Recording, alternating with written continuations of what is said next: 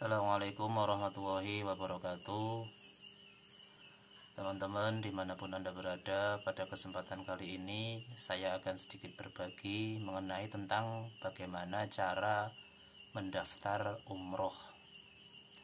Yang pasti teman-teman sekalian sudah mengetahui, ada yang sudah pernah melaksanakan umroh dan juga ada yang belum pernah, bahkan ada yang berapa kali melaksanakan umroh, seperti itu. Pada video sebelum-sebelumnya saya sudah sedikit berbagi mengenai tentang bagaimana agar bisa masuk ke negara Saudi menggunakan visa, yaitu visa kerja. Kemudian saya juga sedikit berbagi mengenai tentang macam-macam visa yang digunakan untuk masuk negara Saudi. Kemudian saya juga berbagi sedikit informasi mengenai tentang bagaimana cara membuat paspor menggunakan surat rekomendasi. Nah, pada kesempatan kali ini saya juga akan sedikit berbagi mengenai bagaimana tata cara untuk mendaftar umroh agar teman-teman sekalian bisa melaksanakan umroh atau beribadah umroh dengan aman dan yang pasti legal, aman, tanpa suatu gangguan apapun dan juga bisa dipertanggungjawabkan. Langsung saja, yang pertama jelas teman-teman sekalian harus mempersiapkan beberapa dokumen yang menjadi persyaratan wajib untuk mendaftar umroh. Apa saja dokumen-dokumen yang perlu dipersiapkan? Yang jelas, yang pertama ya, teman-teman sekalian harus memiliki paspor. Kenapa? Karena paspor merupakan buku wajib atau buku yang sangat penting bagi setiap orang, bagi siapa saja yang ketika ingin memasuki negara lain harus mempunyai paspor tersebut. Merupakan dokumen yang bisa dipertanggungjawabkan dikarenakan di dalam paspor memuat tentang biodata tentang orang tersebut, sehingga bisa dijaga masalah keamanannya. Kemudian persyaratan berikutnya yaitu visa. Nah, pada video sebelumnya saya sudah sedikit berbagi mengenai beberapa macam visa. Ada seperti visa Yaroh, ada visa taklim atau belajar, kemudian juga ada visa amil, visa kerja, kemudian juga ada visa macam-macam, pokoknya seperti itu. Nah, ini visa ini menjadi persyaratan bagi orang yang ingin melaksanakan umroh, karena dengan adanya visa suatu negara bisa mengetahui dengan tujuan apa orang memasuki negara tersebut, misalkan untuk umroh bisa, untuk belajar, dan juga diketahui berapa lama atau durasi ketika orang berada pada negara lain, seperti itu. Kemudian persyaratan yang berikutnya untuk mendaftar umroh yaitu dokumen-dokumen yang penting yang perlu dipersiapkan seperti KTP, kartu keluarga, kemudian juga ijazah, akte kelahiran, difotokopi lengkap, seperti itu.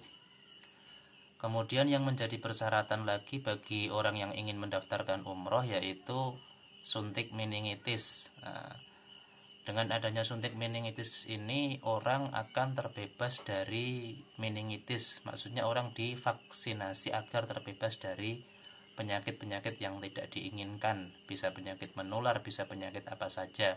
Sehingga pemerintah Saudi mewajibkan bagi setiap orang yang ingin melaksanakan atau bepergian umroh harus mempunyai buku kuning bebas meningitis, seperti itu.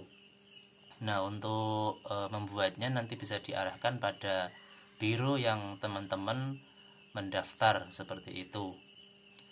Lanjut, kemudian persyaratan yang harus dipenuhi lagi yaitu surat mahram. Nah, ini belum lama pemerintah Saudi mewajibkan bagi wanita yang di bawah umur 45 tahun ketika ingin bepergian umroh dan tanpa didampingi oleh seorang suami, maka wajib bagi wanita tersebut untuk membuat surat mahram seperti itu.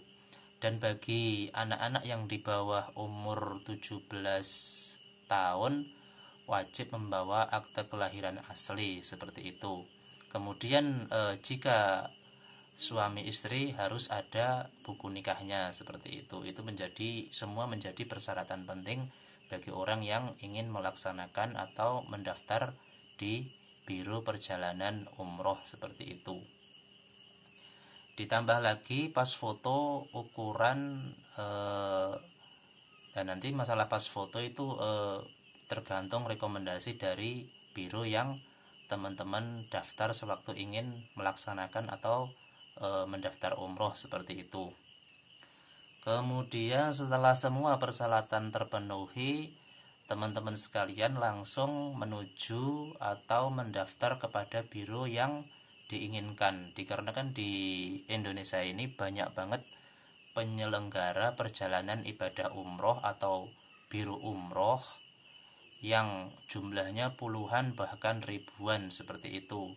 Nah, teman-teman sekalian bisa mengetahui atau bisa mengeceknya mana biro yang benar-benar legal, mana biro-biro yang hanya dompleng, atau mana biro yang di situ memang benar-benar resmi memiliki nomor penyelenggara perjalanan ibadah umroh atau PPIU seperti itu.